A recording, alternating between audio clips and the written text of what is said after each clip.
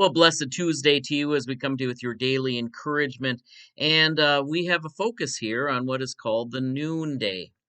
And we talked about prayer and work. And now there is an interruption to that day of starting with prayer, continuing with work. And that is the noonday, the time. And the envision I would have is of the farming family that has dinner.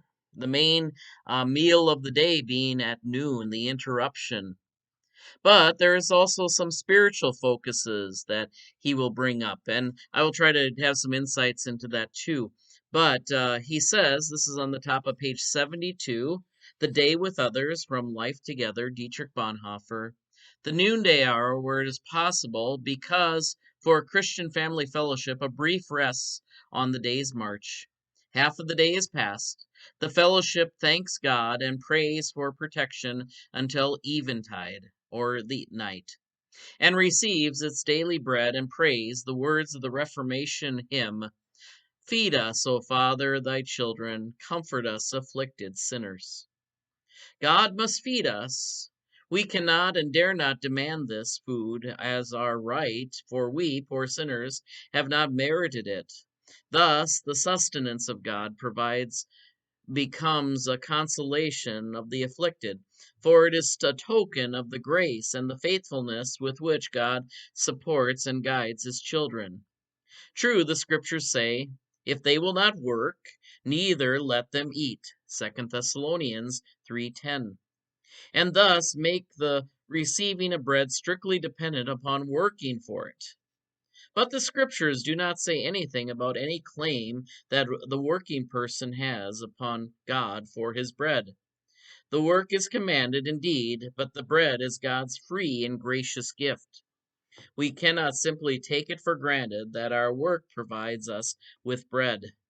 This is rather God's order of grace. And so, once again, he brings up the verse I mentioned yesterday from 2 Thessalonians chapter 3. And it's quite ironic because this weekend it's in our lectionary reading for the Sunday. We are in the midst of 2 Thessalonians among with our other readings too.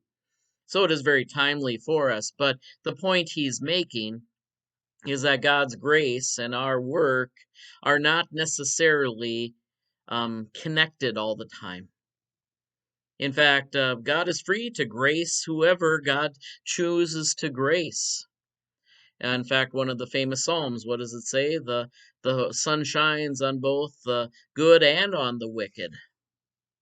But in our prayers, in our time of thanksgiving, we choose to thank God, not simply for the gift, not simply for our position in life, not simply for the grace that we have seen, but simply for giving thanks for God for simply being God, in charge of this life, in charge of our own being, creating us in his image.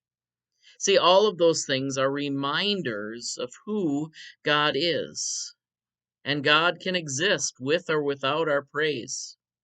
But we are reminded to give thanks to God. Why? Because we have a sinful nature that does not want us to be dependent on God. And sometimes we might say, even not dependent on anything.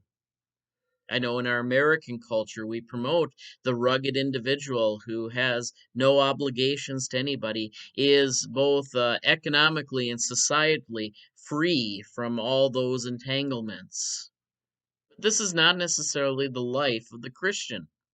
The life of the Christian is one that is focused on God and God alone, and on God's grace, whether God chooses to bless us with a great meal or a small meal, whether God chooses to bless us with great abundance or small abundance. We are called to give thanks to God in every situation.